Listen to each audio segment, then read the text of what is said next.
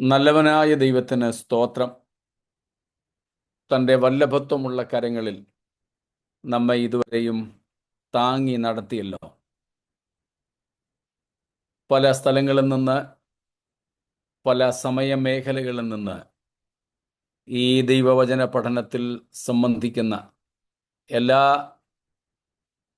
വിശുദ്ധന്മാരെയും കർത്താവായ യേശുവിൻ്റെ നാമത്തിൽ വന്ദനങ്ങൾ അറിയിക്കുന്നു. ഒരുമിച്ച് നമുക്ക് ലഭിക്കുന്ന ആത്മീയ സംഗമം നമ്മുടെ ആത്മീയ ജീവിതത്തിൻ്റെ അനുഗ്രഹത്തിന് കാരണമാകട്ടെ എന്ന് ദൈവത്തോട് വീണ്ടും പ്രാർത്ഥിക്കുന്നു. ഈ പുതിയ വർഷം ദൈവത്തോട് ചേർന്ന് നടക്കുവാൻ കഴിഞ്ഞ വർഷങ്ങളെക്കാൾ അധികം നമുക്ക് ദൈവം കൃപ ചെയ്യുമാറാകട്ടെ. കർത്താവിനോട് ഏറ്റവും അടുത്തിരിക്കുന്നത് നമുക്ക് ഏറെ നന്ന് എന്ന് പറയുവാൻ ഈ വർഷം തുടക്കം മുതലേ നമ്മെ ദൈവം സഹായിക്കട്ടെ.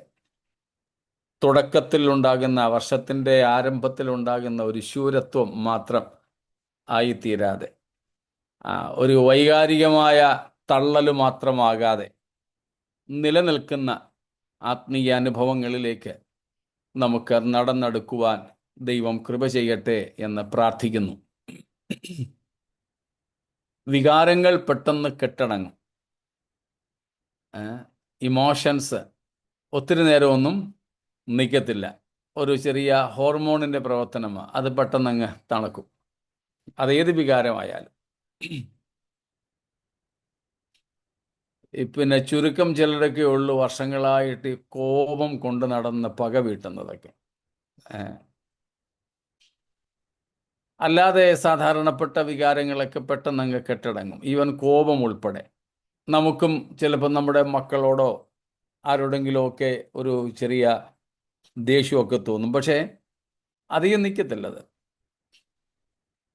ചർച്ചിൽ ഇങ്ങനെ ഇരിക്കുമ്പം, ഇപ്പം ഞങ്ങളുടെ കാര്യം പറയാം, ഞങ്ങൾ ഉപദേശിമാരെ ഫ്രണ്ടിൽ നിൽക്കുക. അപ്പോഴാണ് മുമ്പിൽ ഇരുന്നുകൊണ്ട് പിള്ളേർ സ്വന്തം മക്കൾ എന്തെങ്കിലുമൊക്കെ കാണിക്കും. ഇപ്പോൾ സ്റ്റേജിൽ നിന്നുകൊണ്ട് കാണിക്കും, അങ്ങ് വീട്ടിൽ വരട്ട് തരാം. പിള്ളേർ പേടിച്ചായിരിക്കുന്നത്, വീട്ടിൽ വരുമ്പോൾ എന്താകുമോ. പക്ഷേ യോഗമൊക്കെ കഴിഞ്ഞ് വീട്ടിൽ വരുമ്പോഴത്തേക്കിനും പിന്നെ ഒരുപക്ഷെ ആ കാര്യം ഓർക്കുക പോലും ഇല്ല. ഇനി ഓർത്താൽ പോലും അന്നേരം പ്രത്യേകിച്ച് ഒന്നും ചെയ്യാനുള്ള മാനസികാവസ്ഥയും കാണത്തില്ല. അന്നേരത്തെ വികാരം അങ്ങ് പോയി. അന്നേരം കിട്ടിയിരുന്നെങ്കിൽ രണ്ടെണ്ണം കൊടുത്തേനെ. അപ്പം ഈ വൈകാരികമായ ഒരു രീതിയിൽ നമ്മുടെ ആത്മീയ ജീവിതമായാൽ അല്പസമയത്തേക്ക് അതിന് ആയുസുള്ളൂ. കച്ചിക്കോ പഞ്ഞിക്കോ ഒക്കെ തീ പിടിക്കുന്ന പോലെയുള്ളൂ. അങ്ങനെയാകാതെ നമുക്ക് നിലനിൽക്കുന്ന ആത്മീയ അനുഭവങ്ങളിലേക്ക് എത്തുവാൻ ദൈവം കൃപ ചെയ്യട്ടെ എന്ന് പ്രാർത്ഥിക്കുന്നു. കർത്താവിന് സ്തോത്രം. നമ്മൾ പഠിച്ചുകൊണ്ടിരിക്കുന്ന എബ്രായ ലേഖനം 2-ാം അധ്യായം 1 മുതൽ 4 വരെയുള്ള വാക്യങ്ങൾ, അവിടേക്ക് നമുക്കൊരിക്കൽ കൂടെ യാത്ര ചെയ്യാം. 1, 2, 3, 4 വാക്യങ്ങൾ വായിച്ചാട്ടെ. അതുകൊണ്ട് നാം വല്ലപ്പോഴും ഒഴുകിപ്പോകാതിരിക്കേണ്ടതിന് കേട്ടത് അധികം ശ്രദ്ധയോടെ കരുതിക്കൊള്ളുവാൻ ആവശ്യമാകുന്നു. ദൂതന്മാർ മുഖാന്തരം അരുളി ചെയ്ത വചനം സ്ഥിരമായിരിക്കുകയും ഓരോരോ ലംഘനത്തിനും അനുസരണക്കേടിനും ന്യായമായ പ്രതിഫലം ലഭിക്കുകയും ചെയ്തു എങ്കിൽ കർത്താവ് താൻ പറഞ്ഞു തുടങ്ങിയതും ദൈവം അടയാളങ്ങളാലും അത്ഭുതങ്ങളാലും വിവിധ വീര്യപ്രവൃത്തികളാലും തൻ്റെ ഇഷ്ടപ്രകാരം പരിശുദ്ധാത്മാവിനെ നൽകിക്കൊണ്ടും സാക്ഷി നിന്നതും കേട്ടവർ നമുക്ക് ഉറപ്പിച്ചു തന്നതുമായ ഇത്ര വലിയ രക്ഷ നാം ഗണ്യമാക്കാതെ പോയാൽ എങ്ങനെ തെറ്റിയൊഴി. സ്തോത്രം. നമ്മൾ പഠിച്ചുകൊണ്ടിരിക്കുകയാണല്ലോ എബ്രായ ലേഖനത്തിലെ ആദ്യത്തെ മുന്നറിയിപ്പിനെ കുറിച്ച്. ഇത്ര വലിയ രക്ഷയെ ഗണ്യമാക്കാതെ പോകുന്ന അഥവാ അവഗണിക്കുന്ന, അവഗണന എന്ന അപകടകരമായ പാപത്തിനെതിരെ ഉള്ള മുന്നറിയിപ്പാണ് ആദ്യത്തേത്. അതാണ് ഈ 2-ാം അധ്യായം 1 തൊട്ട് 4 വരെ. അതിൻ്റെ പൊതുവായ ചില ഭാഗങ്ങളൊക്കെ നമ്മൾ പഠിച്ചിട്ട് 1-ാം വാക്യത്തിലായിരുന്നു ഇന്നലെ ശ്രദ്ധ കേന്ദ്രീകരിച്ചത്. ആ 1-ാം വാക്യത്തിലേക്ക് നമുക്ക് മടങ്ങിപ്പോകാം. അതുകൊണ്ട് വല്ലപ്പോഴും ഒഴുകി പോകാതിരിക്കേണ്ടതിന് കേട്ടത് അധികം ശ്രദ്ധയോടെ കരുതിക്കൊള്ളുവാൻ ആവശ്യമായിരിക്കുന്നു. Here the apostle is exposing an urgent need in Christian life. ക്രിസ്തീയ ജീവിതത്തിലെ ഏറ്റവും അത്യാവശ്യമുള്ള ഒരു കാര്യത്തെക്കുറിച്ചാണ് അപ്പോസ്തലൻ നമ്മെ ഓർമ്മപ്പെടുത്തുന്നത്. ആവശ്യമായിരിക്കുന്നു. It's a necessity. അത്യാവശ്യമായ ഒരു കാര്യം, അവഗണിച്ചുകൂടാൻ പാടില്ലാത്ത ഒരു കാര്യം. A thing of much importance, a thing that should not be നെഗ്ലെക്റ്റഡ്.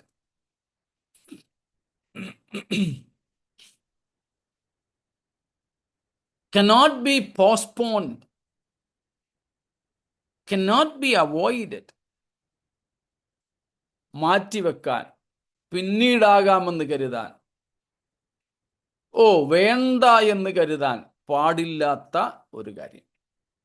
അത്യാവശ്യമായും നാം ചെയ്യേണ്ടതായ ഒരു കാര്യം. അത്യാവശ്യമായും നാം ചെയ്യുവാൻ, സംഭവിപ്പാൻ പാടില്ലാത്തതുമായ ഒരു കാര്യം. എന്താണ്?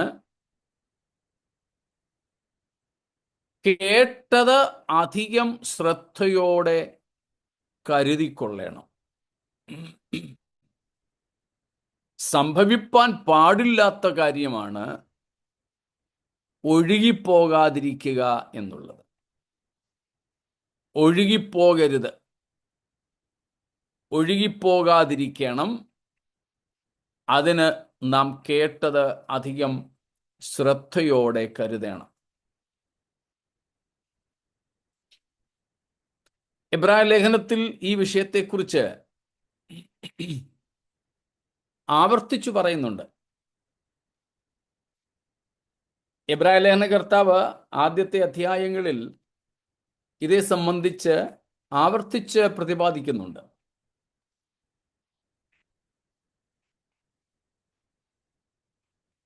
നാം ഭയപ്പെടേണ്ടതായ,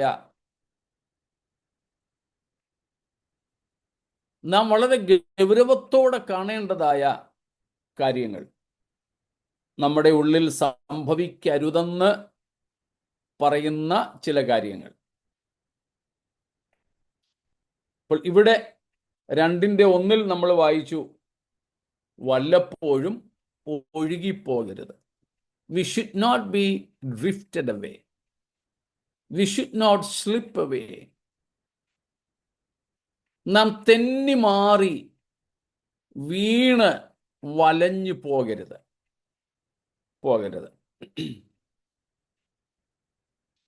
അതുപോലെ തന്നെ 3-ാമത്തെ അധ്യായത്തിലും അപ്പോസ്തലൻ സംഭവിപ്പാൻ പാടില്ലാത്ത ചില കാര്യങ്ങളെക്കുറിച്ച് പറയുന്നുണ്ട്. സ്തോത്രം. നാം അതിൻ്റെ 7 തൊട്ട് 11 വരെയുള്ള വാക്യങ്ങൾ വായിച്ചാൽ, 3-ാം അധ്യായത്തിൻ്റെ, ഇപ്പോൾ വായിച്ച് അതിലേക്ക് പോകുന്നില്ല, ഈ 2-ാം അധ്യായം 1-ാം വാക്യത്തോട് ചേർത്ത് ഒന്ന് പറഞ്ഞു പോകുന്നതേ ഉള്ളൂ.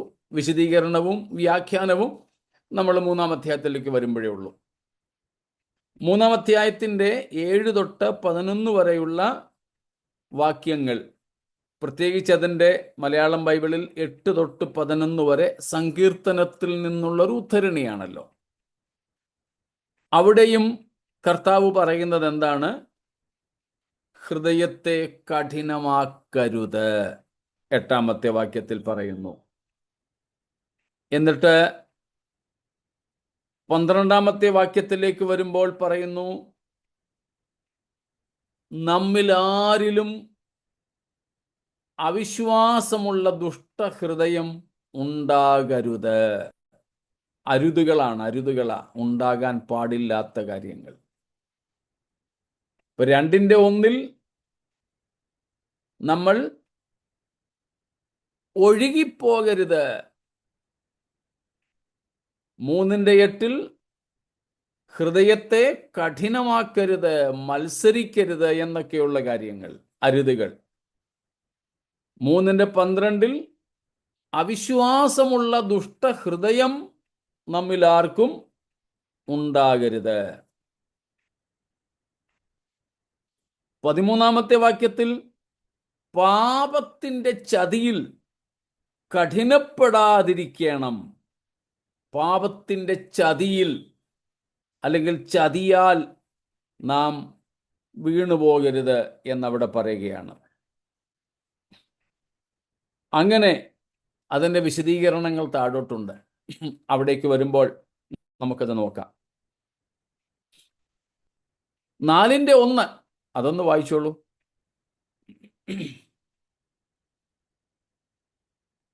അവന്റെ സ്വസ്ഥതയിൽ പ്രവേശിപ്പാനുള്ള വാഗ്ദത്തം ശേഷിച്ചിരിക്കുകയാൽ നിങ്ങളിൽ ആർക്കെങ്കിലും അത് ലഭിക്കാതെ പോയി എന്ന് വരാതിരിപ്പാൻ നാം ഭയപ്പെടുക. അവിടെയും നമ്മൾ സൂക്ഷിക്കേണ്ട കാര്യമാണ്. വാഗ്ദത്തം നമുക്ക് ലഭിക്കാതെ വരരുത്. സ്തോത്രം. സ്വസ്ഥതയിൽ പ്രവേശിപ്പാനുള്ള വാഗ്ദത്തം നമുക്ക് ശേഷിച്ചിരിക്കുന്നു. അവിടെ താഴോട്ട് നാം കാണുന്നത്, നാമും ഇസ്രായേൽ മക്കളെ പോലെ ദൈവത്തിൻ്റെ വാഗ്ദത്തം പ്രാപിച്ചവരാണ്. 2-ാമത്തെ വാക്യത്തിൽ പറയുന്നു, സദ്വർത്തമാനം കേട്ടവർ ആകുന്നു. അവരെ പോലെ നാമും ഒരു സദ്വർത്തമാനം കേട്ടവരാകുന്നു.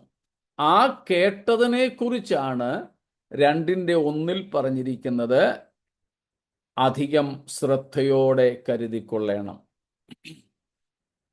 എന്താ ഈ അധികം ശ്രദ്ധയോടെ കരുതുക എന്ന് പറഞ്ഞിരിക്കുന്നതിൻ്റെ അർത്ഥം? 4:ന്റെ 2-ാമത്തെ വാക്യം, എങ്കിലും കേട്ടവരിൽ വിശ്വാസമായി പരിണമിക്കായക കൊണ്ട് കേട്ട വചനം അവർക്ക് ഉപകാരമായി. അവര് കേട്ടു, അവരെ പോലെ നമ്മളും കേട്ടവരാണ്. പക്ഷേ അവർ കേട്ടെങ്കിലും ആ കേട്ട വചനം അവർക്ക് ഉപകാരമായി വന്നില്ല. കാരണം അവരിൽ അത് വിശ്വാസമായി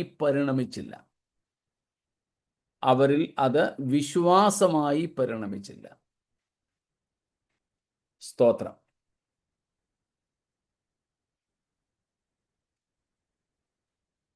അവിടെ വിശ്വാസമായി പരിണമിച്ചില്ല എന്ന് പറയുന്നത് കേവലം ഒരു ബൗദ്ധികമായ അംഗീകരണമാണോ? അല്ല. ബൗദ്ധികമായ ഒരു അംഗീകരണമല്ല. പകരം ആ കേട്ടത് പ്രായോഗിക തലത്തിൽ വരുത്തുന്ന ഒരു പ്രായോഗികമായ വിശ്വാസത്തിൻ്റെ ഭാഗമാണത്. പ്രായോഗികമായ വിശ്വാസത്തിൻ്റെ ഭാഗം. സ്തോത്രം. അപ്പോൾ വിശ്വാസം ആയിട്ട് അത് അവർക്ക് പരിണമിച്ചില്ല എന്ന് വന്നാൽ, ബുദ്ധിപരമായി അവർക്ക് ഗ്രഹിക്കാൻ കഴിഞ്ഞില്ലെന്നോ ബുദ്ധിപരമായി അവർക്കത് ഉൾക്കൊള്ളാൻ കഴിഞ്ഞില്ലെന്നോ അല്ല. പകരം അവരത് പ്രായോഗിക തലത്തിലേക്ക് കൊണ്ടുവന്നില്ല. സ്തോത്രം. They could not receive it as God said to them.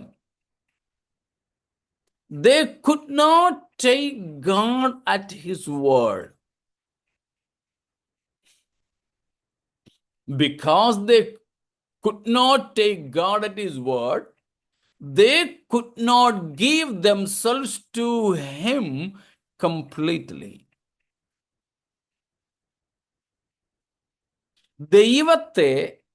ദൈവത്തിൻ്റെ വചനത്തിൽ, ദൈവം പറഞ്ഞതിൽ അങ്ങനെയേ ഉൾക്കൊള്ളാൻ അവർക്ക് സാധിച്ചില്ല. അങ്ങനെ ദൈവത്തിൻ്റെ വാക്കുകളിൽ ഉൾക്കൊള്ളാൻ കഴിയാതിരുന്നത് കൊണ്ട് ദൈവം പറഞ്ഞത് അനുസരിക്കുവാൻ അവർക്ക് കഴിഞ്ഞില്ല. അതുകൊണ്ട് അവരെയോ അവർക്ക് ഉള്ളതിനെയോ ദൈവത്തിൻ്റെ കരങ്ങളിൽ വിട്ടുകൊടുക്കുന്നതിലും അവർ പരാജിതരായി. സ്തോത്രം.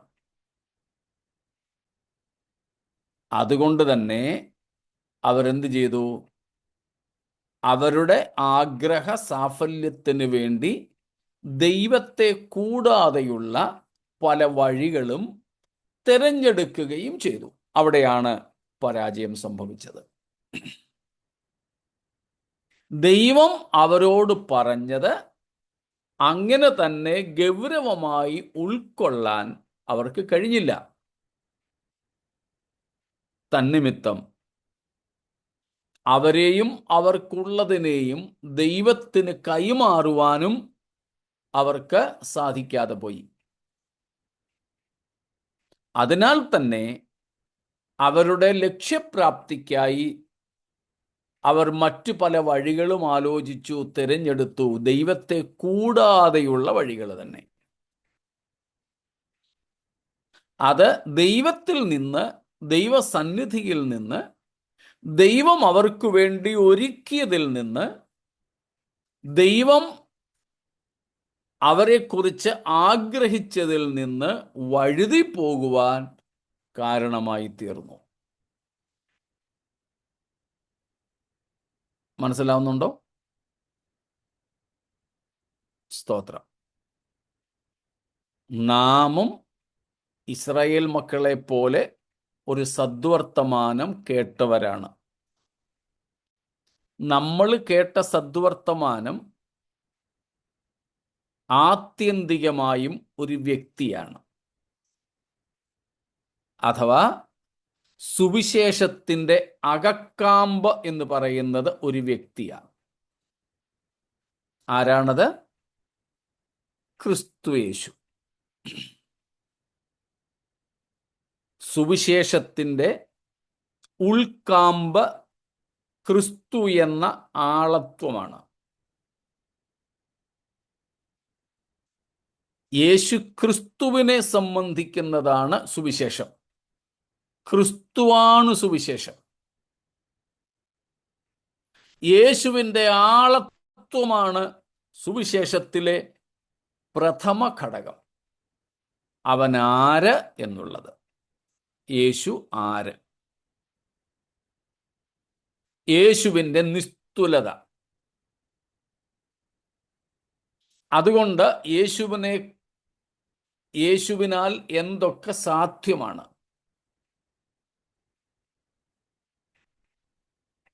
അതാണ് നാം കേട്ട സദ്വർത്തമാനം.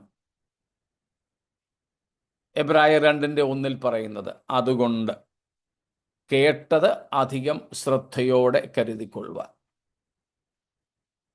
യേശുവും യേശുവിൻ്റെ നിസ്തുലതയും.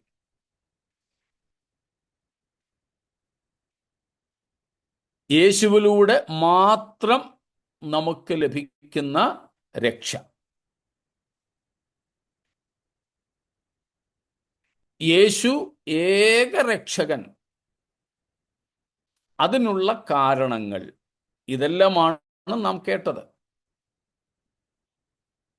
ഇസ്രായേൽ മക്കളെ പോലെ ഒരു സദ്വർത്തമാനം നമ്മളും കേട്ടു. ആ യേശു ക്രിസ്തുവിൽ കൂടെ നമുക്ക് ലഭിക്കുന്ന നിത്യമായ സ്വസ്ഥതയെക്കുറിച്ച്. അതാണല്ലോ നമ്മുടെ രക്ഷ എന്ന് പറയുന്നത്, വീണ്ടെടുപ്പ് എന്ന് പറയുന്നത്. നമ്മെക്കുറിച്ചുള്ള ദൈവത്തിൻ്റെ ആത്യന്തികമായ ലക്ഷ്യമെന്ന് പറയുന്നതും അത് തന്നെയാണല്ലോ. സ്തോത്രം. എന്നാൽ പഴയ നിയമ ഇസ്രായേലിൽ നിന്ന്, അല്ലെങ്കിൽ ഈ എബ്രായ വിശ്വാസികളുടെ പിതാക്കന്മാരിൽ നിന്ന് തന്നെ ഒരു ദൃഷ്ടാന്തം എടുത്തുകൊണ്ട് അപ്പോസ്തലൻ അത് വിവരിക്കുകയാണ് 4-ാമത്തെ അധ്യായത്തിൽ. 3-ാം അധ്യായത്തിന്റെ 7 തൊട്ടുള്ള വാക്യങ്ങളിൽ, പ്രത്യേകിച്ച് 4-ാം അധ്യായത്തിന്റെ തുടക്കത്തിൽ. അതൊന്ന് തിരിച്ചു പറയാം. നമ്മളെപ്പോലെ അവരും ഒരു സദ്വർത്തമാനം കേട്ടവരായിരുന്നു. പക്ഷേ അവർ കേട്ടത് അവർക്ക് ഉപകാരമായി വന്നില്ല. എന്ന് വെച്ചാൽ സ്വസ്ഥതയിൽ പ്രവേശിച്ചില്ല. ദൈവം അവർക്ക് വാഗ്ദത്തം ചെയ്ത സ്വസ്ഥതയിൽ അവർക്ക് പ്രവേശിക്കാൻ പറ്റിയില്ല. ദൈവം അവരോട് കഥ പറയുന്നു അല്ലായിരുന്നല്ലോ. ദൈവം അവരോട് വെറുതെ സമയം പോക്കിന്, നേരം പോക്കിന് കാര്യം പറയാൻ വന്നതൊന്നുമല്ല. സ്വർഗത്തിലെ മാതൃകയാണ് ദൈവം അവർക്ക് കാണിച്ചു കൊടുത്തത്, അല്ലേ? മോശയെ വിളിച്ച്, അവരുടെ നേതാവായ മോശയെ വിളിച്ച് കർത്താവിൻ്റെ അടുക്കലിരുത്തി. സത്യത്തിൽ ദൈവത്തിന് ആഗ്രഹം മോശയെ ഒറ്റയ്ക്ക് വിളിച്ചിരുത്തി കാണിച്ചു കൊടുക്കാനല്ലായിരുന്നേ. പിന്നെ ഇസ്രായേൽ മക്കൾക്ക് മൊത്തമായി ആ ഒരു ദർശനം കൊടുക്കാനാണ് ദൈവം ആഗ്രഹിച്ചത്.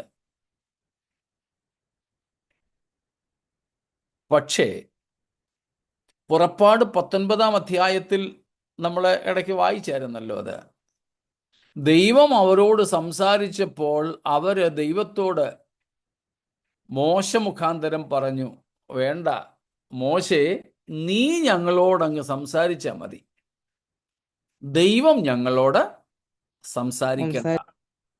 ദൈവം ഞങ്ങളോട് സംസാരിക്കണ്ട. ദൈവത്തിന് ആഗ്രഹം ദൈവം നേരിട്ട് ഇസ്രായേൽ മക്കളോട് സംസാരിക്കുക എന്നതായിരുന്നു. അത് ദൈവം സംസാരിച്ചു തുടങ്ങുകയും ചെയ്തു. പക്ഷെ ജനം ഭയപ്പെട്ടു എന്നാ പറയുന്നത്. അതുകൊണ്ട് പറഞ്ഞു, മോശ ഞങ്ങളോട് സംസാരിച്ചാൽ മതി, ദൈവം ഞങ്ങളോട് സംസാരിക്കണ്ട, ഞങ്ങൾക്ക് പേടി തോന്നുന്നു. ഒടുവിൽ ദൈവം മോശയെ തൻ്റെ അടുക്കിലേക്ക് വിളിച്ചു, സ്വർഗത്തെക്കുറിച്ചുള്ള ദർശനമൊക്കെ കൊടുത്തു, കൂടെ ഇരുത്തി സംസാരിച്ചു. ദൈവം തന്നെ മോശയ്ക്ക് വേണ്ടി സുരക്ഷിത സ്ഥാനം ഒരുക്കി. പ്രത്യേകാൽ നാം അത് കാണുന്നത് 2-ാമത്തെ പ്രാവശ്യം മോശ ഉപവസിക്കുമ്പോഴാണ്, 34-ാമത്തെ അധ്യായത്തിൽ. എൻ്റെ അടുക്കൽ ഒരു പാറയുണ്ട്, അതിനൊരു പിളർപ്പുണ്ട്, ആ പാറയുടെ പിളർപ്പിൽ ഞാൻ നിന്നെ ആക്കും, എൻ്റെ കൈകൊണ്ട് ഞാൻ നിന്നെ മറയ്ക്കും എന്നൊക്കെ ദൈവം മോശയോട് പറയുന്നുണ്ട്. അപ്പോൾ ദൈവം സ്വർഗത്തിൻ്റെ ഒരു മാതൃക അവർക്ക് കാണിച്ചു കൊടുത്തു. സ്വർഗത്തിൻ്റെ സ്വഭാവം അവർക്ക് വെളിപ്പെടുത്തി. അവരുടെ ദേവാലയം തന്നെ, ആദ്യം സമാഗമന കൂടാരം, പിന്നീട് അത് ദേവാലയം, അവരുടെ ദേവാലയം തന്നെ സ്വർഗത്തിൻ്റെ മാതൃകയായിരുന്നു.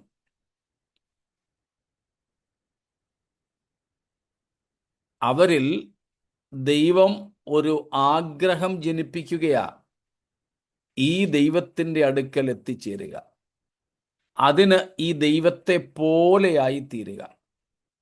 അതുകൊണ്ട് ഒറ്റ വാചകത്തിൽ അക്കാര്യം ഉറപ്പിച്ചത്, നിങ്ങളെ വിളിച്ച ദൈവം വിശുദ്ധനാകയാൽ നിങ്ങളും സകല നടപ്പിലും വിശുദ്ധരാകുവിൻ. സ്തോത്രം.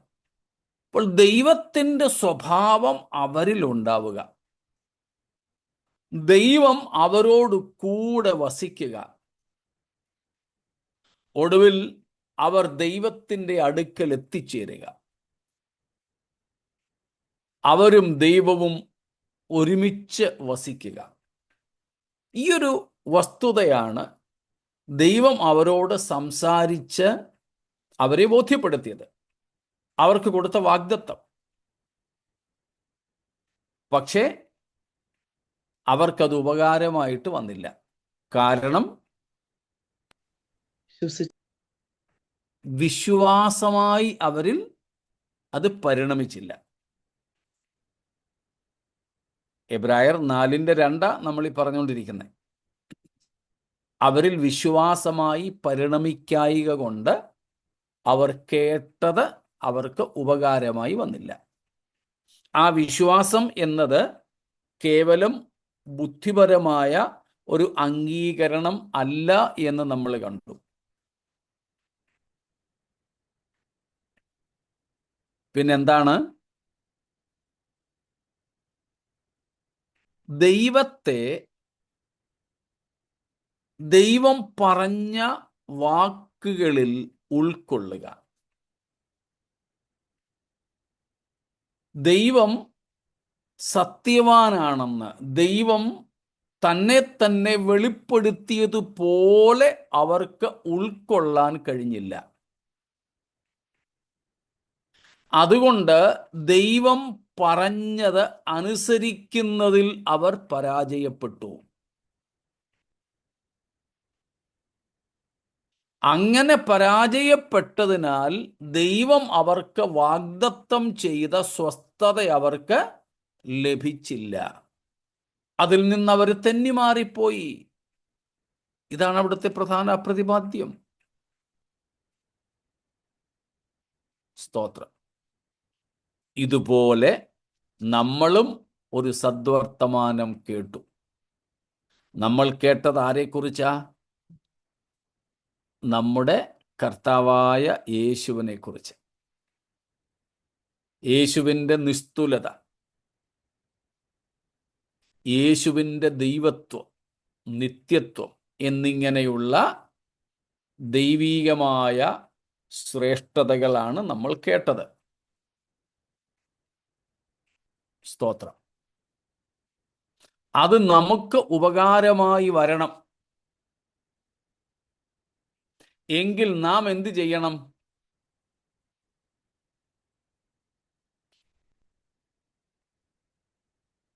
വന്നാട്ടെ.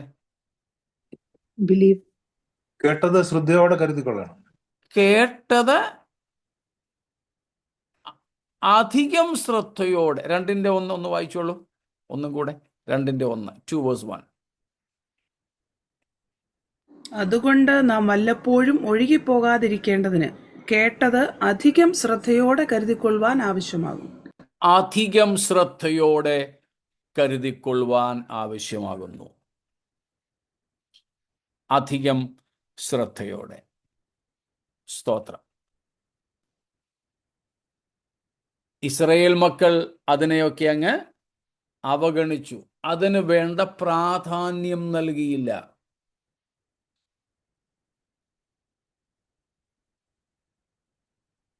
സ്തോത്രം. സത്യത്തിൽ ഇവകളെ നാം ശ്രദ്ധയോടെ കരുതുന്നില്ലെങ്കിൽ എന്തിനെയാണ് അവഗണിക്കുന്നത്?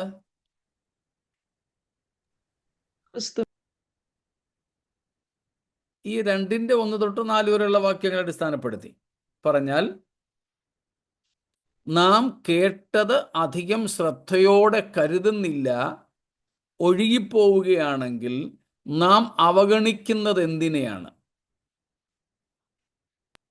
കർത്താവിന്റെ Salvation.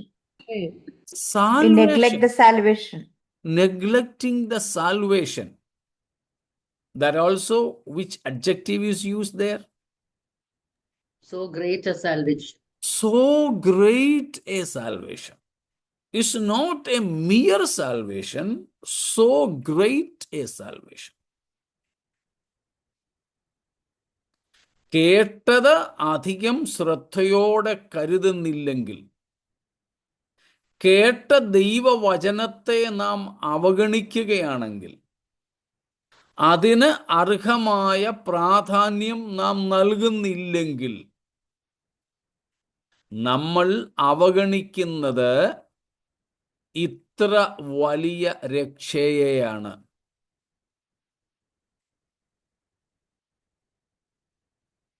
ഇത്ര വലിയ രക്ഷയെ. സ്തോത്രം. ഇത്ര വലിയ രക്ഷയെ എന്ന് പറയുമ്പോൾ 3:12 വെച്ച് ഒരു പടി കൂടെ കടന്നാണ് നമുക്ക് മനസ്സിലാക്കാൻ സാധിക്കുന്നത്. 3:12 ഒന്ന് വായിച്ചോളൂ. 3:12. സഹോദരന്മാരെ, ജീവനുള്ള ദൈവത്തെ ത്യജിച്ചു കളയാതിരിക്കേണ്ടതിന് അവിശ്വാസമുള്ള ദുഷ്ടഹൃദയം നിങ്ങളിൽ ആർക്കും ഉണ്ടാകാതിരിപ്പാൻ നോക്കുവി. നമ്മോട് അരുളി ചെയ്ത വചനത്തെ അവഗണിച്ചാൽ വാഗ്ദത്തം ചെയ്യപ്പെട്ട ഇത്ര വലിയ രക്ഷയെ നാം അവഗണിക്കുന്നു. ഇത്ര വലിയ രക്ഷയെ നാം അവഗണിച്ചാൽ എന്താ സംഭവിക്കുന്നത്? ആരെയാണ് നമ്മൾ ത്യജിച്ചു കളയുന്നത്? ജീവനുള്ള ദൈവത്തെയാണ് ത്യജിച്ചു കളയുന്നത്.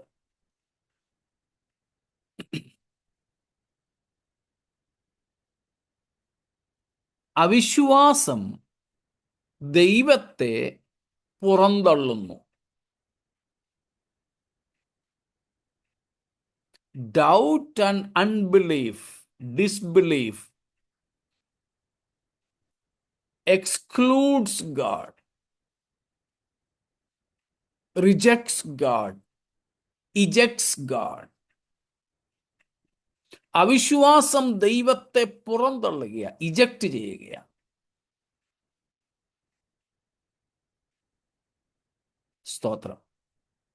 ക്രിസ്തീയ ജീവിതത്തിൽ ഉപദേശത്തിലും രക്ഷയും രക്ഷകനും രണ്ടല്ല. രക്ഷയും രക്ഷകനും ഒന്നായി നമ്മൾ മനസ്സിലാക്കണം. അതുകൊണ്ടാണ് യേശുക്രിസ്തു നമ്മുടെ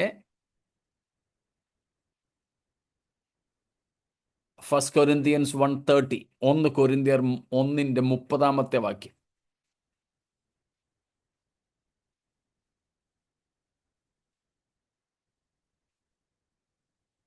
കൊരിന്ത്യർ 1:30.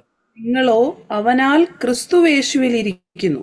അവൻ നമുക്ക് ദൈവത്തിങ്കൽ നിന്ന് ജ്ഞാനവും നീതിയും ശുദ്ധീകരണവും വീണ്ടെടുപ്പുമായി തീർന്നു. യേശുക്രിസ്തു നമുക്ക് ദൈവത്തിങ്കൽ നിന്ന് നീതി, ജ്ഞാനം, നീതീകരണം, ശുദ്ധീകരണം, വീണ്ടെടുപ്പ്. ഒരു പദം മാത്രം എടുക്കാം. ക്രിസ്തു നമുക്ക് വീണ്ടെടുപ്പുകാരനാണ്. മാത്രമല്ല വീണ്ടെടുപ്പുമാണ്. അപ്പോൾ കണ്ടോ, വീണ്ടെടുപ്പും വീണ്ടെടുപ്പുകാരനും വേറെ വേറെ അല്ല. ക്രിസ്തീയ രക്ഷാശാസ്ത്രത്തിൽ, in Christian salvationology, soteriology in theological language. Soteriology means in common language salvationology. Okay, Raksha Shastra. In Christian soteriology, the Redeemer and the redemption are one and the same. Christ Himself. We cannot separate salvation from the Savior, redemption from the Redeemer. Christ Himself is the one who justifies us, and also He is our righteousness. അപ്പോൾ നമ്മൾ കേട്ട വചനത്തെ അവഗണിച്ചാൽ 3 കാര്യങ്ങൾ ആ സ്റ്റെപ്പിൽ, ആ ചുവടുകളിൽ നമ്മൾ കണ്ടു. നാം കേട്ടത് അധികം ശ്രദ്ധയോടെ കരുതുന്നില്ല എങ്കിൽ, അവഗണിക്കുന്നെങ്കിൽ, നാം ആ കേട്ട വചനം അവഗണിച്ചു എന്ന് വന്നാൽ എന്തിനെ അവഗണിക്കുന്നു? ഇത്ര വലിയ രക്ഷയെ അവഗണിക്കുന്നു. ഇത്ര വലിയ രക്ഷയെ അവഗണിക്കുക എന്ന് പറഞ്ഞാൽ രക്ഷകനായ ദൈവത്തെ തന്നെ അവഗണിക്കുന്നു എന്നാണ്. അവിടെയാണ് അത് ഭീകരമായ ഫലങ്ങളെ ഉളവാക്കുന്നതായി കാണുന്നത്. വളരെ ഭീകരമായ ഫലങ്ങളെ അത് ഉളവാക്കുന്നു. Because we reject the word we heard, we actually reject or neglect so great a salvation.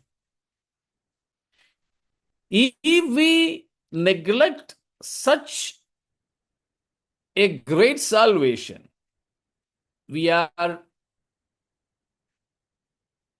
practically neglecting the Savior, God Himself. And that results in unpredictable disaster, condemnation, incomparable eternal doom. സ്തോത്രം. അപ്പോ നാം കേട്ടത് അധികം ശ്രദ്ധയോടെ കരുതിക്കൊള്ളുവാൻ ആവശ്യമായിരിക്കുന്നു.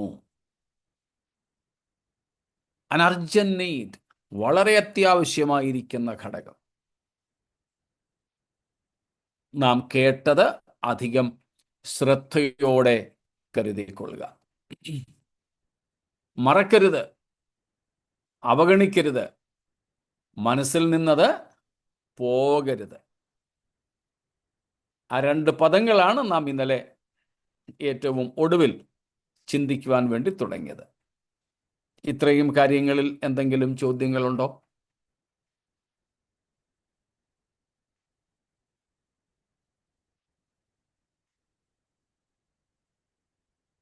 ഇല്ല എന്ന് കരുതട്ടെ. സ്തോത്രം. ഒന്നാം വാക്യത്തിലേക്ക് നമുക്ക് വീണ്ടും പോകാം.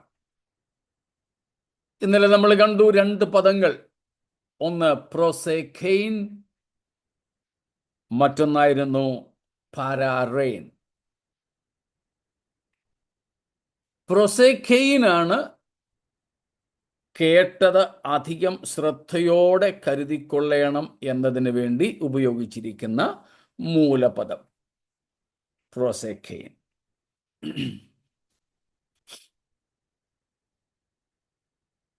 ആ പ്രോസെഖെയിൻ അല്ലെങ്കിൽ കേട്ടത് അധികം ശ്രദ്ധയോടെ കരുതിക്കൊള്ളുവാൻ ആവശ്യം, അധികം ശ്രദ്ധയോടെ കരുതുക എന്നതിന് വേണ്ടി ഉപയോഗിച്ചിരിക്കുന്ന ആ ഒറ്റ വാക്ക് അത്രയും നീട്ടിപ്പറഞ്ഞെങ്കിലേ നമ്മുടെ ഭാഷയിൽ മനസ്സിലാകും.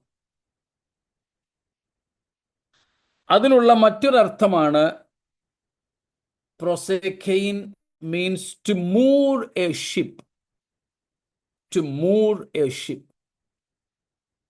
ആ പ്രോസെഖെയിൻ എന്ന പദം കൊണ്ട് അർത്ഥമാക്കുന്ന ഒരു സാധാരണ മറ്റ് പ്രയോഗമാണ് ഒരു കപ്പലിനെ നങ്കൂരമിട്ട് നിർത്തുക എന്ന. കപ്പലിനെ നങ്കൂരമിട്ട് നിർത്തുവാൻ വേണ്ടി ഉപയോഗിക്കുന്ന പദമാണിത്. സ്തോത്രം. പ്രോസെഖെയിൻ. നങ്കൂരത്തിന്റെ ആങ്കർ, ആങ്കറിങ് എ ഷിപ്പ്. നങ്കൂരമിട്ട് നിർത്തുക, ഇളകിപ്പോകാതിരിപ്പാൻ. കാറ്റിലും കോളിലും തിരമാലകളിലും ഈ കപ്പൽ ആടി ഉലഞ്ഞ് എവിടേക്കെങ്കിലും ലക്ഷ്യമില്ലാതെ ഒഴുകിപ്പോകാതിരിക്കേണ്ടതിന് ഒരു കപ്പലിനെ കെട്ടിയിടുന്ന, നങ്കൂരമിടുന്ന പ്രക്രിയയ്ക്കാണ് ഈ പ്രോസെഖെയിൻ എന്ന് പറയുന്നത്. അതിന് തത്തുല്യമാണ് നാം എന്ത് ചെയ്യണം? നമ്മുടെ വിശ്വാസത്തിൻ്റെ ഈ പടകിനെ, നമ്മുടെ വിശ്വാസ ജീവിതത്തെ, സ്തോത്രം, നങ്കൂരമിട്ട് നിർത്തണം, ഉറപ്പിച്ചു നിർത്തണം. ആടി ഉലയാൻ പാടില്ല. എവിടെയാണ് നാം നങ്കൂരമിടേണ്ടത്? സ്തോത്രം, നാം കേട്ട വചനത്തിൽ. We need to move the ship of our faith, the ship of our life. നമ്മുടെ ജീവിതത്തെ, സ്തോത്രം, നങ്കൂരമിടേണ്ടത്, ഉറപ്പിച്ചു നിർത്തേണ്ടത് മറ്റെവിടെയുമല്ല, നാം കേട്ട വചനത്തിലാണ്. നമ്മിൽ പലരും സെർമൺ ഓൺ ദ മൗണ്ട്, ഗിരിപ്രഭാഷണം പഠിച്ചവരാണ്. നമ്മൾ ഗിരിപ്രഭാഷണം പഠിച്ചപ്പോൾ ഉണ്ടായിരുന്ന ചിലരൊക്കെ ഈ കൂട്ടത്തിലുണ്ട്. ഗിരിപ്രഭാഷണത്തിൻ്റെ ഏറ്റവും ഒടുവിൽ ഉപസംഹാരമായി യേശു കർത്താവ് പറഞ്ഞത് നമുക്കൊക്കെ മനഃപ്പാഠമായ വാക്യങ്ങളാണ്, അല്ലേ? സ്തോത്രം. മത്തായി 7-ാം അധ്യായത്തിൻ്റെ അവസാനത്തെ വാക്യങ്ങളിൽ എന്താ കർത്താവ് പറഞ്ഞത്?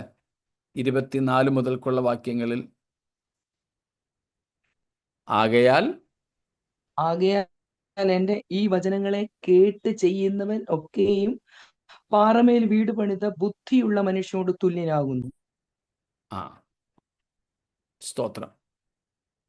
യേശു കർത്താവ് പല കാര്യങ്ങളെക്കുറിച്ചും 5-ാം അധ്യായത്തിൻ്റെ 3-ാം വാക്യം മുതൽ 7-ാം അധ്യായത്തിൻ്റെ 23-ാം വാക്യം വരെ പറഞ്ഞതിന് ശേഷം ഉപസംഹാരമായി പറയുകയാണ്, എൻ്റെ ഈ വചനങ്ങളെ കേട്ട് ചെയ്യുന്നവനൊക്കെ എങ്ങനെയുള്ളവനാ? തൻ്റെ വിശ്വാസ പടകിനെ, നമ്മളിപ്പോൾ ചിന്തിക്കുന്നതുമായി ബന്ധപ്പെട്ട് ഞാൻ ഒന്ന് വ്യാഖ്യാനിച്ച് തർജ്ജമ ചെയ്ത് പറയുന്നതേ ഉള്ളൂ. കർത്താവിൻ്റെ വചനങ്ങളെ കേട്ട് ചെയ്യുന്നവനൊക്കെ തൻ്റെ വിശ്വാസ പടക് ഈ ലോക ഗംഭീര വാരിധിയിൽ ആടി ഉലയാതെ നങ്കൂരമിട്ട് കിടക്കുന്നത് പോലെയാണ്. അതിന്മേൽ ഓളങ്ങളും തിരമാലകളും ചുഴലിക്കാറ്റുകളും കൊടുങ്കാറ്റുകളും ആഞ്ഞടിക്കുമെങ്കിലും അത് ആ തുറമുഖം വിട്ടോ ഗതി വിട്ടോ മാറുകയില്ല. സ്തോത്രം. ഗതി വിട്ടോ മാറുകയില്ല. പ്രത്യേകിച്ച് മുൻകാലങ്ങളിൽ അപ്പോസ്തലൻ ഈ കാര്യങ്ങളൊക്കെ എഴുതുന്ന സമയങ്ങളിൽ മോട്ടർ ഘടിപ്പിച്ച ബോട്ടുകളൊന്നും ഇല്ലായിരുന്നല്ലോ. കപ്പലുകളുമെല്ലാം തന്നെ പായ്ക്കപ്പലുകളായിരുന്നു. കാറ്റിൻ്റെ ഗതി അനുസരിച്ച് പായ തിരിച്ചു പിടിച്ച് അങ്ങനെ ഓടുന്ന കപ്പലുകൾ. അപ്പോൾ കാറ്റ് എവിടേക്കാണോ അവിടേക്ക് ഈ കപ്പലിനെ കൊണ്ടുപോകും. വേറെ ഒരു ഗതിയുമില്ല. കാറ്റിനനുസരിച്ച് പോകാനേ അന്നത്തെ കപ്പലുകൾക്ക് സാധിക്കുമായിരുന്നുള്ളൂ. കാറ്റിനെതിരെ ഓടാൻ പിന്നെ തുഴയണം. കപ്പലൊന്നും തുഴഞ്ഞു പോകാൻ ഏതായാലും പറ്റുന്ന കാര്യമല്ല. കൊച്ച് പടകുകളൊക്കെ ആണെങ്കിൽ തുഴയാം. പക്ഷേ ഈ വലിയ കാറ്റുകളുടെ മുമ്പിൽ ഈ ചെറു പടകുകൾക്കും നിലനിൽപ്പില്ല. അപ്പോൾ പിന്നെ കപ്പൽ, ക്രിസ്തീയ ജീവിതത്തെക്കുറിച്ചും പറയുന്നത് വിശ്വാസക്കപ്പൽ എന്നാണല്ലോ. പൗലോസ് തന്നെ തിരുവെഴുത്തിൽ അങ്ങനെയാ പറയുന്നത്, വിശ്വാസക്കപ്പൽ. നമ്മളും അങ്ങനെയാണ് അതുകൊണ്ട് പറയുന്നത്. ലോകമാം ഗംഭീരവാരിധിയിൽ, അതുപോലെ പല ഗാനങ്ങളിലും നമ്മൾ ഈ പ്രയോഗം നടത്തുന്നുണ്ട്. വിശ്വാസ ജീവിത പടകിൽ ഞാൻ, ഇങ്ങനെ ഒത്തിരി പാട്ടുകളുണ്ട്. അക്കരയ്ക്ക് യാത്ര ചെയ്യും സിയോൻ സഞ്ചാരി. അപ്പൊ ഈ ലോകമാം ഗംഭീരവാരിധിയിലൂടെ യാത്ര ചെയ്യുന്ന വിശ്വാസ പടകുകളാണ് നമ്മുടെ ഒക്കെ ജീവിതം, നമ്മുടെ എല്ലാം ക്രിസ്തീയ ജീവിതം. പക്ഷേ ഈ പടകിന് നേരെ ആഞ്ഞടിക്കുന്ന കാറ്റുകൾക്കനുസരിച്ച് അങ്ങോട്ടും ഇങ്ങോട്ടും നാം ആടി ഉഴലാതിരിക്കേണ്ടതിന് എന്തു വേണം? We need to moor the ship. നമ്മുടെ പടകിനെ, നമ്മുടെ കപ്പലിനെ നങ്കൂരമിട്ട് നിർത്തണം. നങ്കൂരം ഇടേണ്ടത് എവിടെയെന്നാണ് നമ്മൾ നമ്മുടെ കർത്താവിൻ്റെ തന്നെ വാക്കുകളിൽ നിന്ന് കേട്ടത്. എൻ്റെ ഈ വചനങ്ങളെ കേട്ട് ചെയ്യുക. അത് തന്നെയാണല്ലോ എബ്രായർ 2:1 പറഞ്ഞിരിക്കുന്നത്. നാം കേട്ടത് അധികം ശ്രദ്ധയോടെ കരുതിക്കൊള്ളുക. അപ്പോൾ കേട്ടത് അധികം ശ്രദ്ധയോടെ കരുതുക എന്ന് പറഞ്ഞാൽ നാം കേട്ടത് അനുസരിച്ച് ചെയ്യുക എന്ന് തന്നെയാണ്. അതിൽ വിട്ടുവീഴ്ചകൾ പാടില്ല, കൂട്ടാനും കുറയ്ക്കാനും പാടില്ല. നാം കേട്ടത് ഗൗരവത്തോടെ നമ്മൾക്ക് ഉൾക്കൊള്ളണം. സ്തോത്രം. ഗൗരവത്തോടെ നാം ഉൾക്കൊള്ളണം. അതിനെ ഗൗരവമായി കാണുന്നില്ലെങ്കിൽ നമുക്ക് അപകടം സംഭവിക്കും. നമുക്കൊക്കെ അറിയാം, ടൈറ്റാനിക് എന്ന മഹാ ആഡംബര കപ്പൽ, അതിൻ്റെ പേര് തന്നെ അജയ്യൻ എന്നാണ് അർത്ഥം വരുന്നത്. ടൈറ്റാൻ. ഇന്നും പല സാധനങ്ങൾക്കും ടൈറ്റാൻ എന്ന പേരുണ്ട്. യവന ഇതിഹാസത്തിലെ ഒരു ശക്തനായ ദേവന്റെ പേരാണ് ടൈറ്റാൻ. അജയ്യനായ ഒരു ദേവൻ എന്നാണ് അറിയപ്പെടുന്നത്. ഗ്രീക്ക് ഇതിഹാസം, യവന ഇതിഹാസത്തിലെ ഒരു അതിശക്തനായ ദേവസങ്കല്പമാണ് ടൈറ്റാൻ. ആർക്കും തോൽപ്പിക്കാൻ കഴിയാത്തവൻ എന്നാണ് അതിൻ്റെ അർത്ഥം. ആ അർത്ഥത്തിലാണ് ആ കപ്പലിന് ടൈറ്റാനിക് എന്ന പേരിട്ടത്.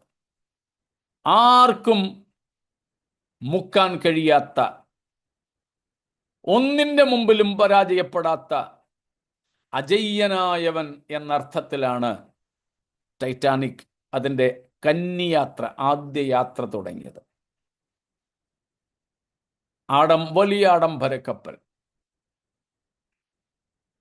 വലിയ ധനവാന്മാർക്ക് മാത്രം യാത്ര ചെയ്യാൻ കഴിയുന്നത്, തകർക്കാൻ കഴിയാത്തതായതുകൊണ്ട് അത്ര അഹങ്കാരത്തോടെയാണ് അവരത് നീറ്റിലിറക്കിയതും യാത്ര ചെയ്തതും. ആ പോകുന്ന വഴിക്കാണ് ഒരു മഞ്ഞുമല ഒഴുകി വരുന്നതായി മറ്റ് കപ്പൽക്കാർ ഈ ടൈറ്റാനിക്കിലെ കപ്പിത്താന് അറിവ് നൽകിയത്.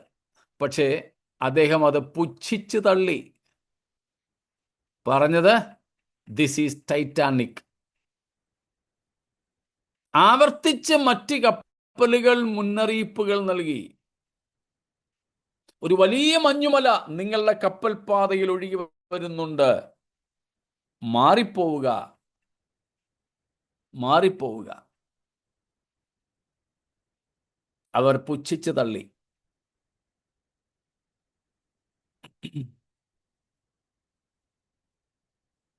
ഫലം നമുക്കറിയാം.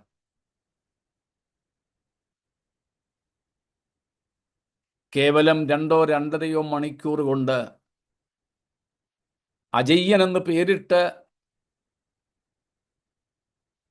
അത്യധികം ആഡംബരത്തോടും അഹങ്കാരത്തോടും മുൻപോട്ട് പോയ ടൈറ്റാനിക് എന്ന കപ്പൽ മഹാദുരന്തമായി മാറി. ദുരന്തമായി മാറി. കാരണം എന്താ? കേട്ടതിനെ അവർ അവഗണിച്ചു. Negligence of what they heard. They did not consider it with due seriousness. അർഹമായ ഗൗരവത്തോടുകൂടെ അവർ കേട്ടത് സ്വീകരിച്ചില്ല.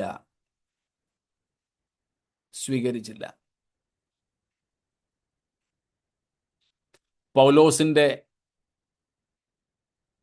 യെരുശലേമിൽ നിന്നും റോമിലേക്കുള്ള കപ്പൽ യാത്രയെക്കുറിച്ചും നമുക്ക് അപ്പോസ്തല പ്രവൃത്തികൾ അവസാന അധ്യായങ്ങളിൽ കാണാൻ പറ്റും.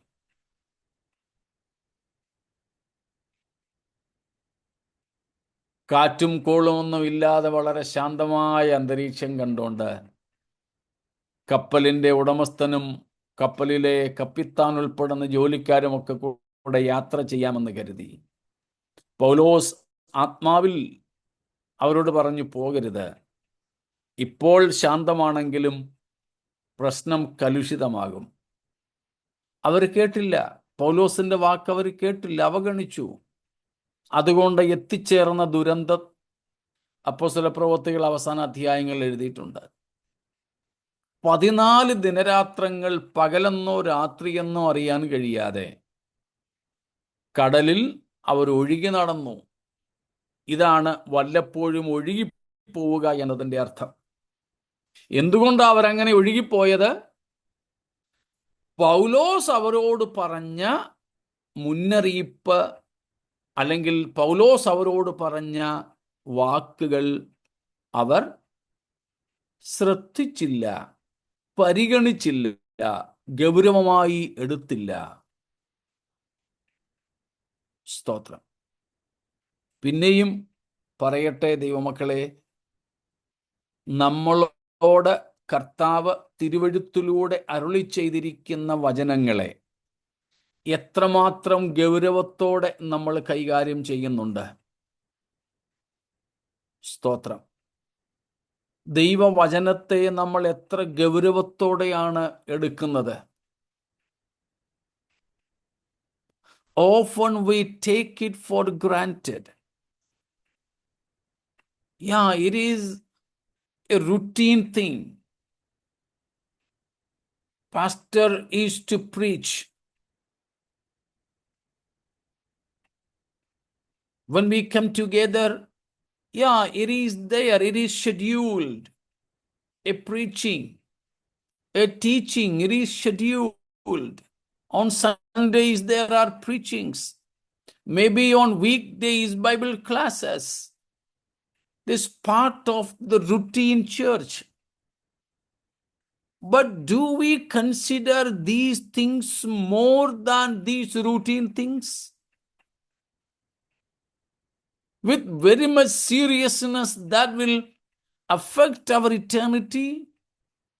നമ്മുടെ നിത്യതയെ നിർണയിക്കുവാൻ പര്യാപ്തമായ വചനങ്ങളാണ് നാം കേൾക്കുന്നത് എന്ന ഗൗരവത്തോടെ ദൈവവചനത്തെ നമ്മൾ കൈകാര്യം ചെയ്യുന്നുണ്ടോ, സ്വീകരിക്കുന്നുണ്ടോ? സ്തോത്രം.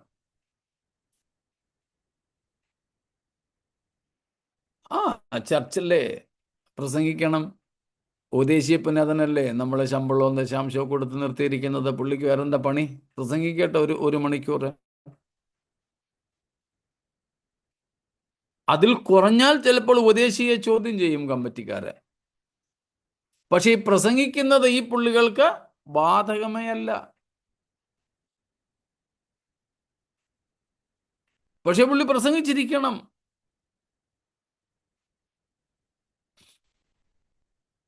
അതിനെ ഗൗരവമായിട്ട് എടുക്കുന്നില്ല.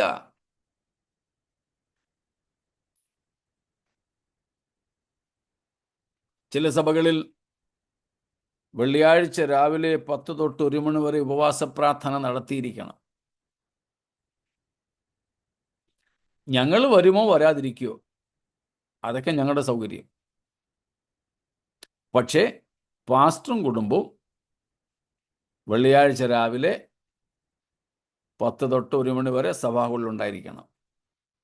ഞാനിരുന്ന ചില സഭകളിലും അങ്ങനെ ഞാൻ കണ്ടിട്ടുള്ളത് കൊണ്ട് അനുഭവത്തിൻ്റെ വെളിച്ചത്തിൽ പറയുകയാണ്. ഞങ്ങൾക്ക് സൗകര്യം ഉണ്ടെങ്കിൽ വരും, ഇല്ലെങ്കിൽ ഇല്ല. ചില ആഴ്ചകൾ ഞാൻ നോക്കി, ഒടുവിൽ ഞാൻ പറഞ്ഞു, ഇതിനെന്നെ കിട്ടത്തില്ല. നിങ്ങൾ വരത്തില്ലയോ, മീറ്റിംഗ് ഇല്ല. ഞങ്ങൾക്ക് ഉപവസിക്കണമെങ്കിൽ ഞങ്ങൾ ഉപവസിച്ചോളാം. അതിന് നിങ്ങളുടെ ഷെഡ്യൂളിൻ്റെ ആവശ്യമില്ല. എന്തുമാത്രം ഗൗരവത്തോടെയാണ് നാം ഈ കാര്യങ്ങളെയൊക്കെ കാണുന്നത്.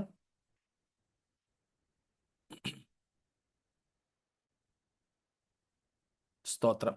നാം കേട്ട ദൈവവചനത്തിന്, നാം കേൾക്കുന്ന ദൈവവചനത്തിന്, നാം പഠിക്കുന്ന ദൈവവചനത്തിന്, വായിക്കുന്ന ദൈവവചനത്തിന് അതിൻ്റെ ഗൗരവം നമ്മൾ കൊടുക്കുന്നുണ്ടോ? ഓരോ ദിവസവും നമ്മൾ കേൾക്കുന്ന വചനത്തിലേക്ക് നമ്മൾ നമ്മുടെ വിശ്വാസ ജീവിതത്തെ നങ്കൂരമിട്ട് ഉറപ്പിക്കുന്നുണ്ടോ?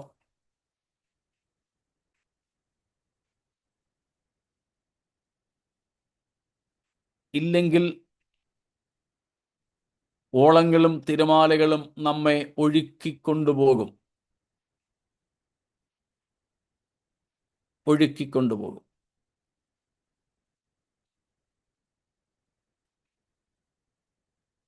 സ്തോത്രം. ഇങ്ങനെ നമ്മൾ നങ്കൂരമിടുന്നില്ലെങ്കിൽ, ഇങ്ങനെ നമ്മൾ പ്രൊസൈഖെയിൻ,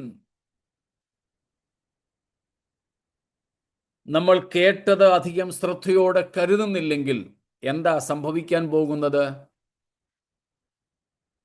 വി വിൽ ബി പാരാറെയിൻ. വി വിൽ ബി പാരാറെയിൻ. എന്താ ഈ പാരാറെയിൻ്റെ അർത്ഥം? ഒഴുകിപ്പോവുക. അതിന് കൊടുത്തിരിക്കുന്ന മൂലപദത്തിൻ്റെ അർത്ഥത്തിൽ ഒത്തിരി അർത്ഥങ്ങൾ കൊടുത്തിട്ടുണ്ട്. അതായത് അശ്രദ്ധ കൊണ്ട് സംഭവിക്കുന്ന നഷ്ടം, ലോസ് ബിക്കോസ് ഓഫ് കെയർലെസ്നെസ്.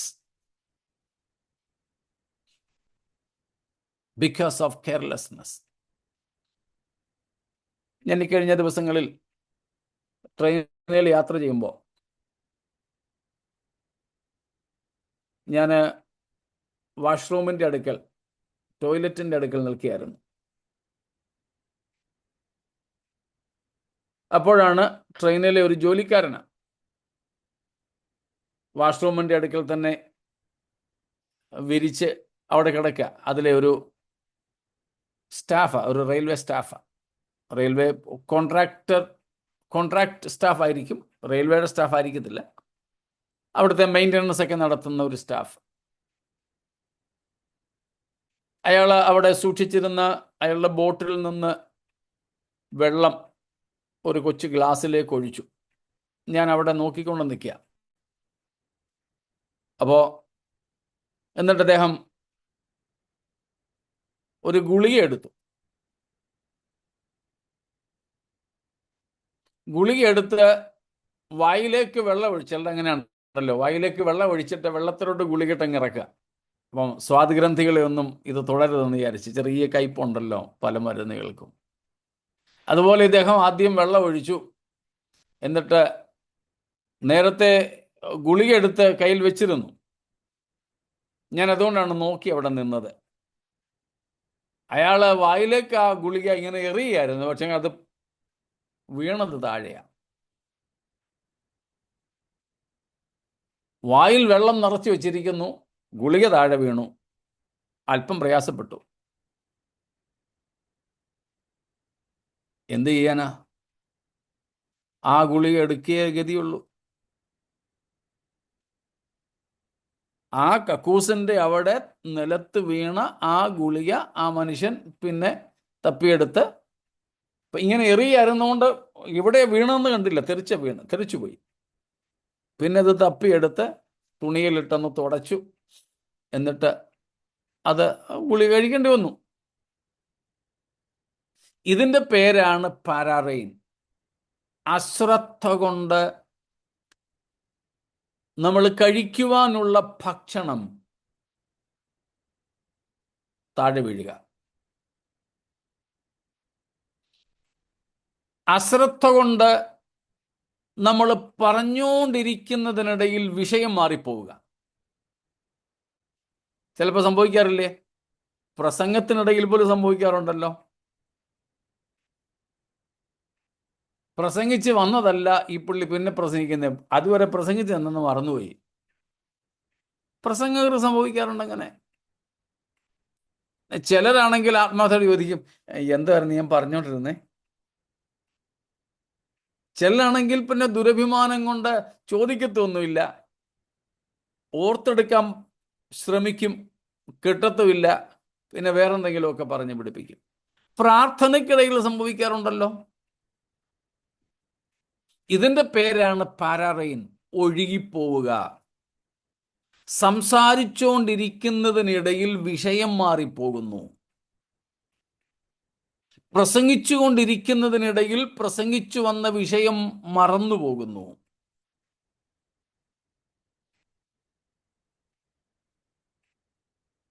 ചിലപ്പോൾ ബെഡ്റൂമിൽ നിന്ന് എഴുന്നേറ്റ് കിച്ചണിലേക്ക് പോകും, ഏതാണ്ട് ഒരു കാര്യത്തിന് പോയതാ, പക്ഷേ കിച്ചണിലെത്തിയപ്പോഴത്തേക്കിന് എന്തിനാ വന്നതെന്ന് മറന്നുപോയി. നമ്മൾക്ക് പലർക്കും സംഭവിക്കുന്ന കാര്യമാണല്ലോ. അത് ഈ കിച്ചൺ എന്ന് പറഞ്ഞത് വേറെ എവിടെയല്ലോ ആയിക്കോട്ടെ.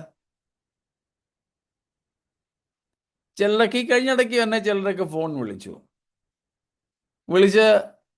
ലോഹിയൊക്കെ പറഞ്ഞിട്ട്, പാസ്റ്റർ ഞാൻ വിളിച്ചത് ഏതാണ്ട് ചോദിക്കാനാ, പക്ഷെ ഞാൻ മറന്നുപോയി, എന്താണെന്ന് മറന്നു. ഇനിയിപ്പോൾ ഞാൻ ഓർക്കുകയാണെങ്കിൽ ഞാൻ മെസ്സേജ് ഇടാം, അല്ലെങ്കിൽ ഒന്നുകൂടെ വിളിക്കാം കേട്ടോ. പറഞ്ഞ ആയിക്കോട്ടെ. എന്നിട്ട് അവിടെ തന്നെ അദ്ദേഹം ഭാര്യയെ വിളിച്ച് ചോദിക്കുന്നു, എടി ഞാൻ എന്തോ ചോദിക്കാനായിരുന്നേ.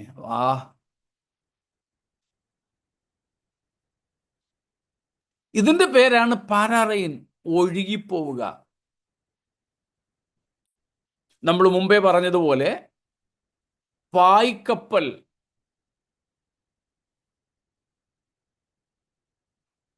നേരത്തെ കൊടുത്ത മുന്നറിയിപ്പുകളെ അവഗണിച്ചതുകൊണ്ട്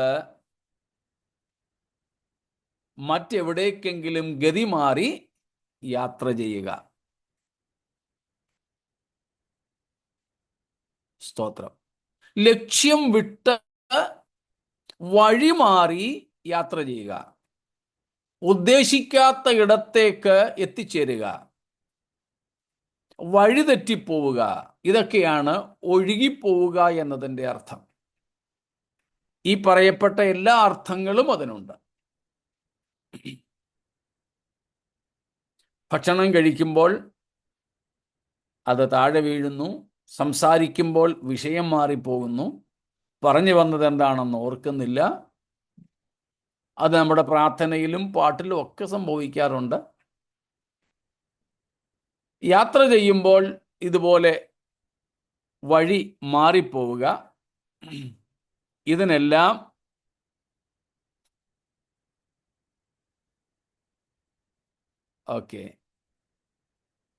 ഇതിനെല്ലാം പറയുന്ന പേരാണ് വല്ലപ്പോഴും ഒഴുകിപ്പോവുക.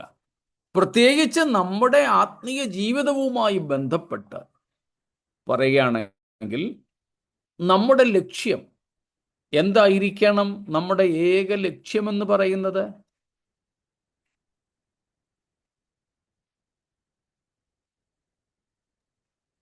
വലിയ രക്ഷ. ഇത്ര വലിയ രക്ഷ ഒരു ബിന്ദുവായിട്ട് നമ്മൾ പറഞ്ഞാൽ ഇറ്റേണിറ്റി, നിത്യത, കുറച്ചുകൂടെ സ്പെഷ്യലൈസ്, കർത്താവ് ദൈവത്തോടൊപ്പം വസിക്കുക. Yes, Christ. സ്തോത്രം. പൗലോസ് പറയുന്നു ഫിലിപ്പ് ലേഖനം 3:14 ലാക്കിലേക്ക് ഓടുന്നു. ആ ലാക്ക്, ആ മാർക്ക് എന്ന് പറയുന്നതാണല്ലോ നമ്മുടെ ലക്ഷ്യം. സ്തോത്രം.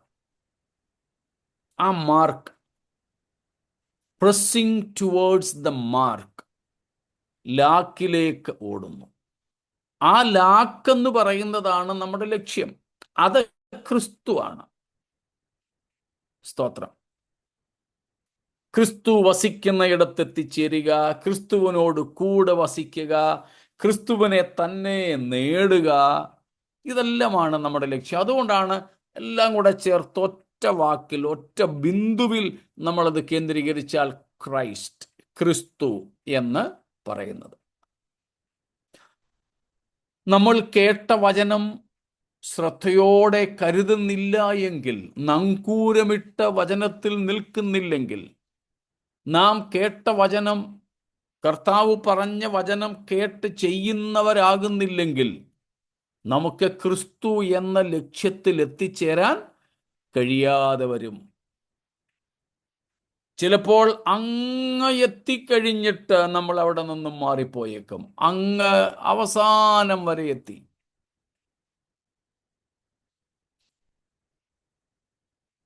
സ്തോത്രം. കഴിഞ്ഞ ആഴ്ച ഞങ്ങളുടെ കർത്താവ് തന്ന മൂത്ത മകൻ ഇവിടെ ഉണ്ടായിരുന്നല്ലോ. ഞാനും മൂത്ത മോനും കൂടെ ഇവിടെ ഒരു സാധനം വാങ്ങുന്നതിന് വേണ്ടി ഓൺലൈനിൽ ഒക്കെ തപ്പി ഒരു അഡ്രസ്സ് കിട്ടി, ഒരു കടയുടെ അഡ്രസ്സ് കിട്ടി. മാപ്പിട്ട് പോയി. ഞങ്ങൾ എത്തി, മാപ്പ് പറഞ്ഞിടത്തെത്തി. ഞങ്ങൾ ഒത്തിരി കറക്കി അതെല്ലാം കൊണ്ടുപോയി. അവിടെ എത്തിയപ്പോൾ ദൈവാധീനം കൊണ്ട് ഞങ്ങൾ 2 വീലറിനാണ് പോയത്. 2 വീലറിന് തന്നെ പോകാൻ പ്രയാസമുള്ള വഴികളിലൂടെയാണ് ഞങ്ങളെ കൊണ്ടുപോയത്. അവിടം വരെ എത്തി. എന്നിട്ട് പറഞ്ഞു, നിങ്ങളുടെ കട ദാ വലതുവശത്താണെന്ന്. ഒരു രക്ഷയില്ല. തിരികെ പോരുന്നു. കുറെ കറങ്ങി. 2ാമത്തെ ദിവസം പിന്നെയും പോയി. ആദ്യം പോയത് സന്ധ്യയ്ക്ക, പിന്നെ പകല് പോയി, ഉച്ചയ്ക്ക് പോയി. ചെന്നപ്പം വേറെ ഒരു വഴിയിൽ കൂടെ അവിടെ തന്നെ കൊണ്ടുവന്നു.